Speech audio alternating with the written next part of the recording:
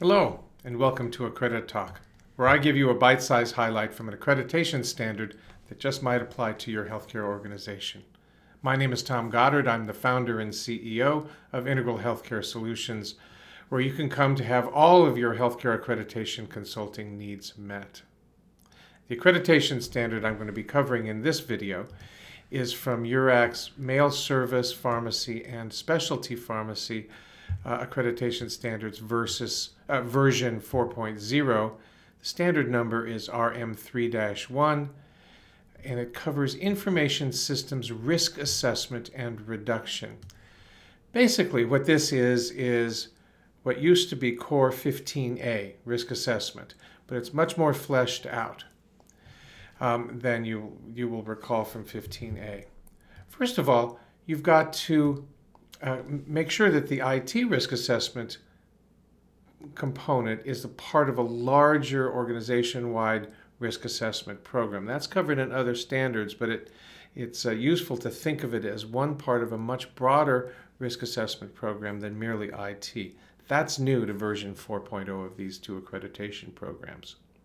Second, you need to conduct risk assessment in three specific areas about information systems: your data storage, your data gathering, and your data transfer. Make sure your risk assessment covers all three of those components. Leave one of those out and you'll probably have your documents sent back to you for revision by URAC. So make sure it's storage, gathering, and transfer.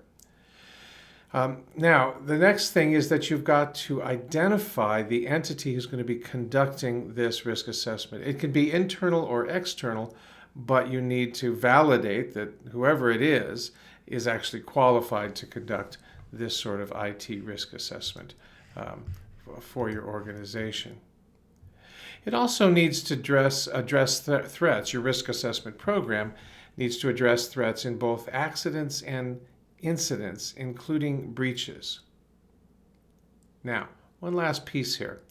If your organization does encounter issues in this regard, threats to your IT security, then you need to go through a more fleshed out process than we've previously seen required by URAC. Most of you were probably doing it already, but it's good to track what URAC expects. You have to conduct a root cause analysis. Why did this breach happen, or why did this incident happen? Second, you've got to develop a corrective action plan. What are we going to do to fix this issue? Then you've got to manage your corrective action plan. Don't just put your cap on a shelf. Actually have a process by which you manage the implementation of the corrective action plan. And then finally, even after the corrective action has been fully implemented, you need to incorporate this issue into an ongoing compliance, monitoring, and reevaluation process.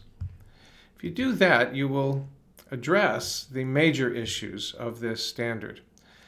I'm grateful that you joined me for AccrediTalk. For my full interpretive guide for this standard, click on the link below this video on YouTube. And if you want to talk to me personally about how Integral Healthcare Solutions might be able to help your organization get accredited, click the scheduling link also just below this video. Thanks. I hope to talk to you soon.